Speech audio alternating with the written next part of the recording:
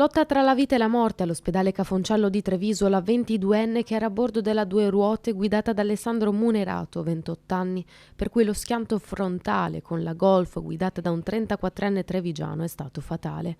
Forse un colpo di sonno all'origine dell'invasione di corsia sulla curva della Feltrina in direzione Pederobba. L'auto ha centrato in pieno la moto di due giovani, finendo così la loro corsa.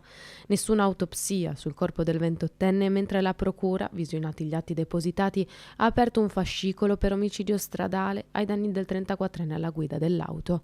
Torna così prepotente nel dibattito la sicurezza della statale 348.